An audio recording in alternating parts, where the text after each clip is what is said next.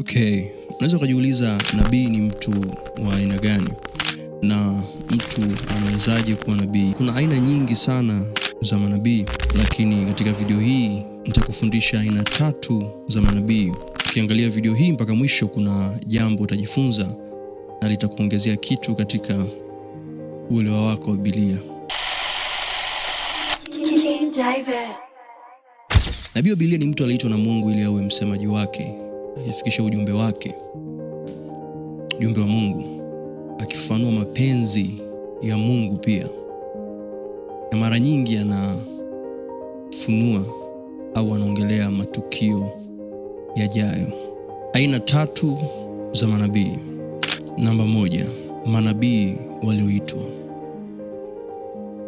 Kama ambavyo mitume, wachungaji, walimu wanaitwa na Mungu kwa ajili ya kazi fulani, mtu yeyote pia anaweza akaitwa na Mungu kuwa nabii. Efeso sura 4 mstari wa 11 inasema, naye alitoa wengine kuwa mitume, alitoa wengine kuwa manabii, alitoa wengine kuwa wainjilisti, akatoa na wengine kuwa wachungaji na walimu. Kwa hiyo kama ambavyo mtu anaweza akaitwa katika huduma zingine, anaweza akaitwa pia katika huduma ya nabii. Kwa hiyo aina ya kwanza ni ambao wanaitwa called prophets au manabii walioitwa.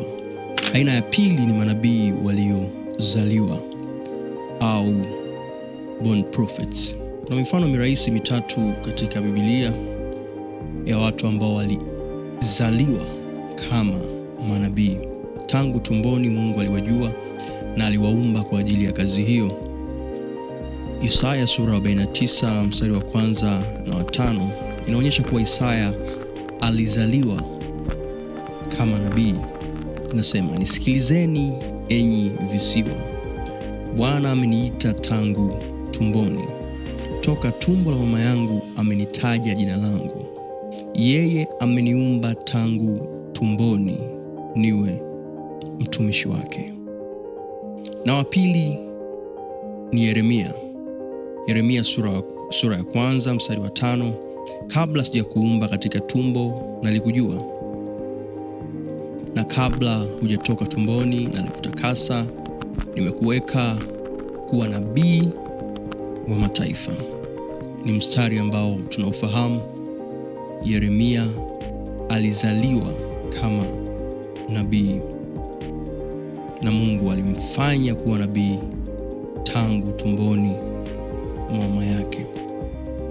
Na katika Agano Jipya, Luka sura ya 1 kuanzia mstari wa 15 hadi 17, utaona ule unabii ambao malaika anautoa kuhusiana na Yohana Mbatizaji. Yohana alizaliwa kama nabii.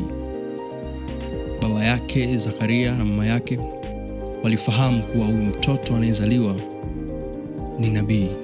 Na Yohana Mbatizaji zaidi alijazwa Roho Mtakatifu akiwa tumboni mwa mama yake. Kwa hiyo aina ya pili ya manabii ni wale ambao wamezaliwa manabii. Mungu amemuumba huyu mtu kwa ajili ya kazi hiyo. Namba 3 ni wale waliofanywa kuwa manabii. Waliofanywa kuwa manabii. Wapo watu wengi katika Biblia pia ambao walifanywa kuwa manabii. Hawakuzaliwa kama manabii na wala Mungu hakuwa na huo mpango, lakini kutokana na mazingira Mungu aliamua kuwafanya watu hao kuwa manabii.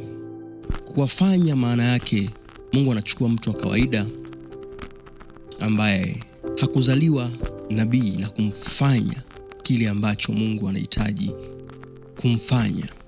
Amosi sura ya 2 kuanzia mstari wa 11 mpaka 12, nami nikawainua watu miongoni mwa wana wenu wawe manabii, na katika vijana wenu wawe wanadhiri. Je, sivyo hivyo, enyi wana wa Israeli? Ina maana kwa kuna watu ambao Mungu tayari aliwainua kuwa manabii. Ndicho ambacho anaeleza hapa. Lakini anasema Bwana, lakini mliwapa wanadhiri mvinyo. Wale manabii, wale watu ambao walikuwa wametengwa kwa ajili ya kazi ya unabii, walipewa mvinyo, walipewa kileo, wakalewa. Mkawaamuru manabii mkisema, msifanye unabii. Kwa hiyo mtu anayefanywa kuwa nabii anatokea kwa sababu labda wale manabii waliozaliwa kama manabii wameshindwa kuifanya kazi yao, kama hapa inavyosema wamekunywa mvinyo, yani wamejichanganya na wanaishi maisha kama ya watu wengine, au wameogopa, wameingiwa na uoga. Ndipo Mungu anaamua kumfanya mtu mwingine, anamleta mtu mwingine na kumfanya kuwa nabii. Amosi alikuwa ni mmoja wa watu ambao walifanywa kuwa manabii. Amosi sura ya 7 kuanzia mstari wa 14 mpaka 15 anasema, mimi sikuwa nabii. Amosi anasema hivyo, yeye kuwa nabii, wala sikuwa mwana wa nabii, bali nilikuwa mchungaji na mtunza mikuyu, naye Bwana akanitwaa. Unaona, katika kufuatana na kundi, Bwana akaniambia, enenda watabirie watu wangu Israeli. Amosi ni mmoja ya watu ambao walifanywa kuwa manabii. Na Amosi sura ya 3 mstari wa 7 tunapata mstari ambao tunaupenda na unatueleza nini kazi ya manabii kwa wepesi zaidi. Unasema, hakika Bwana Mungu hatafanya neno lolote bila kuwafunulia watumishi wake manabii siri yake. Narudia tena, hakika Bwana Mungu hatafanya neno lolote bila kuwafunulia watumishi wake manabii siri yake.